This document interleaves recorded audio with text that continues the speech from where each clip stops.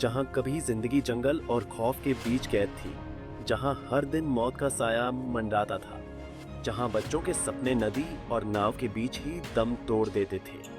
आज वहीं से एक नई शुरुआत हुई है, एक ऐसा बदलाव जिसने बदहाली को उम्मीद में बदल दिया।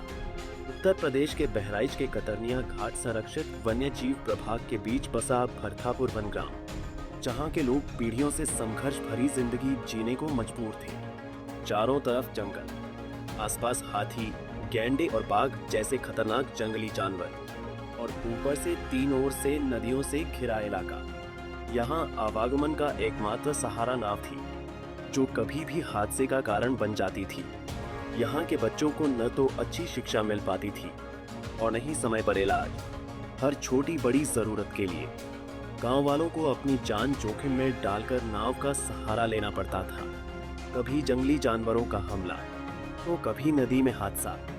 जिंदगी हर दिन एक नई चुनौती बनकर सामने खड़ी रहती थी। लेकिन अब इस कहानी ने करवट ले ली है। अब मुख्यमंत्री योगी आदित्यनाथ ने इन 131 परिवारों की पीड़ा को समझा और उन्हें एक सुरक्षित और बेहतर जिंदगी देने का बड़ा फैसला लिया। मुख्यमंत्री आवास योजना के तहत इन परिवारों को जमीन का पट्टा और मकान बनाने के लिए धन उपलब्ध कराया गया है। अब इन परिवारों को सेमरहना गांव में बसाया जाएगा, जहां उन्हें बेहतर सुविधाएं मिलेंगी, जहां बच्चों को शिक्षा और परिवार को सुरक्षा मिलेगी। एक ऐसा जीवन जिसका सपना इन लोगों ने शायद कभी देखा भी नहीं था। आज तो हम लोग काफी दिनों से पैरवी कर रहे थे माननीय आदित्यनाथ योगी जी के।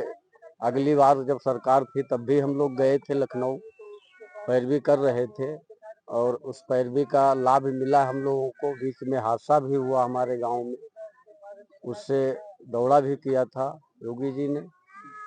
और फिर हमारा लोगों का विस्थापन वहीं सिमराना में कर रहे हैं। आज बुलाए थे, गए थे सारे लोगों को, जो है आवास का सारे कागज जो भी हैं, मुख्यमंत्री आवास जी जी और जमीन सब कुछ मिल रहा का पट्टा दिया, है जी। दस्तावेज दिए। जी। किस तरह से पहले जिंदगी यहाँ जीते थे? बहुत सर, जीवन तो बहुत खतरे में थी, क्योंकि कतरनिया से 6 किलोमीटर भरथापुर है और 6 किलोमीटर जंगल है, जिसमें करीब 300 हाथी। मुख्यमंत्री का ये तोहफा पाकर ग्रामीणों की खुशी का ठिकाना नहीं है। लोगों के चेहरों पर सुकून है, आंखों में खुशी के आंसू। ग्रामीणों ने मुख्यमंत्री को धन्यवाद दिया। मुख्यमंत्री जी ने जो तोहफा दिया है वो बहुत अच्छा दिया है और बहुत अच्छा किया है, और ये चीजें होना चाहिए। लेकिन कुछ लोग जो छूटे हैं उनको जोड़ा जाए। कितने परिवार आप आपके वहाँ?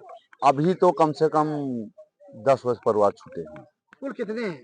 वहाँ कम से कम 228 पहले शुरू में लिखा गया था, यहाँ रिंजरी में 228 लोग, इसमें से 136 लोग निवाजित किया गया और तो छूट गए हैं सब। और छूटे हुए हैं यहाँ भरथापुर में रह के, यहाँ खेती कट गया, खेती का तो पट्टा मिला नहीं है, खाली आवास का पट्टा देकर गए हैं।